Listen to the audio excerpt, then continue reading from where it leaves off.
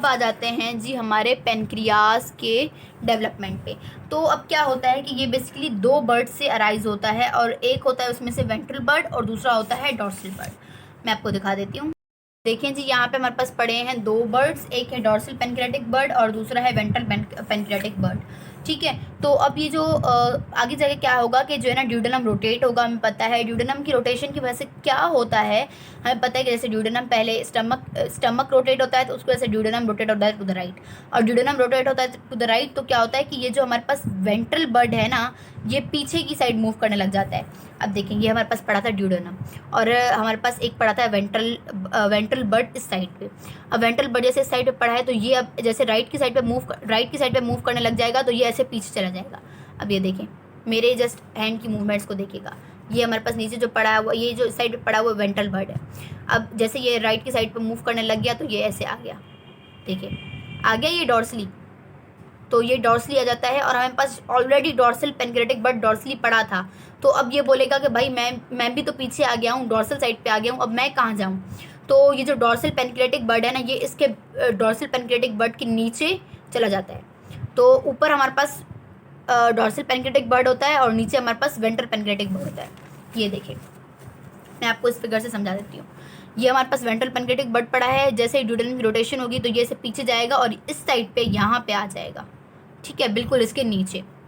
उसके बाद क्या होता है कि इन दोनों के जो अब आमने सामने पड़े हैं तो उनके जो पेरेंट कायमा होंगे, मतलब कनेक्टिव टिश्यू और जो डक्ट सिस्टम होंगे ना, वो फ्यूज़ हो जाएंगे आपस में, ऐसे फ्यूज़ हो जाएंगे।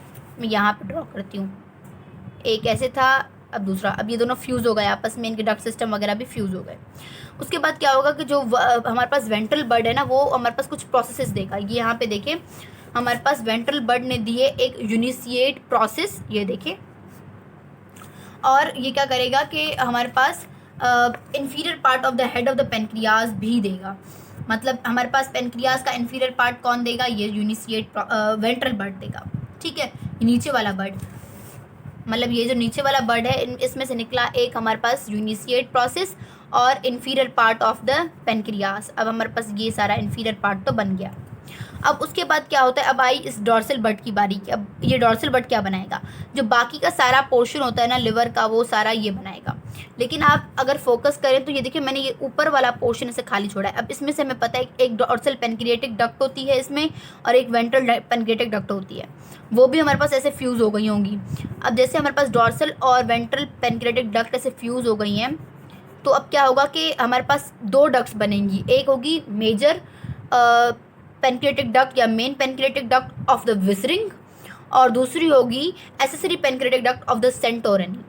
अब क्या होगा कि हमारे पास जो मेन पेनक्रियाटिक डक्ट है ना, वो हमारे पास सारा का सारा वेंट्रल डक्ट और ये थोड़ा सा part of the dorsal duct मिलके बनाएंगी मेन डक्ट। इतना पोर्शन जो है ना, ये नीचे वाला याद रखिएगा वेंट्रल है और ऊपर वाला क्या है, डॉर्सल है। तो ये दोनों मिलके क्या बनाएंगी, मेन डक्ट। और ये जो ऊपर वाला पोर्शन बच गया ना डॉर्सल डक्ट का, वो कभी कभी ऑब्लिटरेट हो जाता है और कभी वो आगे जाके क्या बना देता है, एसेसरी डक्ट। और इस एसेसरी डक्ट का क्या नाम होता है, of the Santorini, accessory duct of the accessory pancreatic duct of the Santorini. तो अब क्या होता है कि ये जो हमारे पास मेजर डक्ट है, मैं आपको इस फिगर से दिखाती हूँ। ये जो मेन हमारे पास पेनक्रियाटिक डक्ट है, let me zoom in for you. अच्छा देखें, ये जो हमारे पास मेन पेनक्रियाटिक डक्ट है हमारे पास, ये क्या कर रही है, ये एंटर हो रही है इनटू द ड्यूडेनम। लेकिन कहाँ से हो रही है, ये देखें आप इस फिगर में, ये हमारे पास पड़े हैं मेजर पेपिला और यहाँ पे ऊपर पड़े हैं माइनर पेपिला। तो ये जो हमारे पास मेन पेनक्रियाटिक डक्ट है वो मेजर पेपिला के थ्रू एंटर होगी इनटू द ड्यूडेनम, जबकि जो दूसरी वाली है एसेसरी वाली, वो माइनर पेपिला के थ्रू एंटर होगी इनटू द ड्यूडेनम। यहाँ पे आप देख सकते हैं, ये मेजर पेपिला हमारे पास इस साइड थे, ये देखें आप मेन वाली इस साइड से जा रही है, जबकि जो हमारे पास एसेसरी वाली है ये पड़ी है वो इस साइड से जा रही है, मतलब माइनर पेपिला से जा रही है। ठीक है, तो ये हो गया। और उसके बाद क्या होता है कि जब हमारे पास जो हमारी इंसुलिन की प्रोडक्शन होती है ना, वो हमारे पास at the 5th week start होती है, ठीक है। और जो हमारे पास बाकी ग्लूकागोन और ये जो सोमेटोस्टेटिन हमारे पास जो ग्रोथ हार्मोन होता है, उसको जो सीक्रेट करने वाले जो हार्मोन वो होते हैं, सेल्स होते हैं ना, वो भी हमारे पास visceral mesoderm of the pancreas से अराइज होते हैं, ठीक है। और उसमें हमारे पास हमें पता है कि पेनक्रियाज में एक जो मेन खूबी होती है वो होती है आइसलेट ऑफ लंगरहैंस सेल्स, वो भी इसके कनेक्टिव टिश्यू से ही अराइज होते हैं। तो चलें अब एक बार हम लोग देख लेते हैं जल्दी से इसको from the written work, so that you get a clear concept about it. Okay, so the development of the pancreas, endodermal lining of the duodenum से हमारे पास दो बर्ड्स बनते हैं, एक होता है वेंट्रल, एक होता है डॉर्सल। जो डॉर्सल वाला होता है वो हमारे पास डॉर्सल मेसेंटरी में पड़ा हुआ होता है, जो वेंट्रल वाला होता है वो हमारे पास बाइल डक्ट के अराउंड पड़ा हुआ होता है, ठीक है। उसके बाद जैसे ड्यूडेनम रोटेट करता है तो वेंट्रल बर्ड जो होता है वो डॉर्सली मूव करता है और जो है ना क्या करता है कि बिलो और बिहाइंड द डॉर्सल बर्ड चला जाता है। जैसे मैंने आपको बताया कि ये बिलो और बिहाइंड द डॉर्सल बर्ड चला जाएगा। तो उसके बाद क्या होता है कि जो पैरेन्काइमा और डक्ट सिस्टम होते हैं दोनों बर्ड्स के वे फ्यूज हो जाते हैं, और जो वेंट्रल बर्ड होता है वो यूनिशिएट प्रोसेस देता है और inferior part of the pancreas देता है। जो बाकी का सारा पोर्शन होता है वो कौन बनाता है, डॉर्सल बर्ड बनाता है।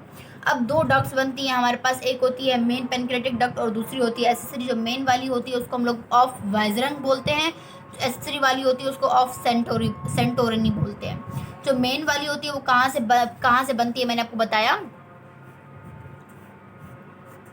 यहाँ से, ये सारा का सारा पोर्शन, मतलब कि वेंट्रल सारी की सारी डक्ट और कुछ पार्ट ऑफ द या distal part of the dorsal bird और डक्ट, उसमें से ये बनती है हमारे पास मेन वाली। और जो ऊपर वाला पार्ट होता है डॉर्सल डक्ट का वो कभी कभी ओब्लिटरेट हो जाता है या फिर कभी कभी वो कन्वर्ट हो जाता है into the accessory pancreatic duct. जो मेन वाली होती है वो एंटर करती है into the duodenum at the major papilla, जबकि जो माइनर वाली होती है या एसेसरी वाली होती है वो माइनर पेपिला के थ्रू जो है ना एंटर करती है।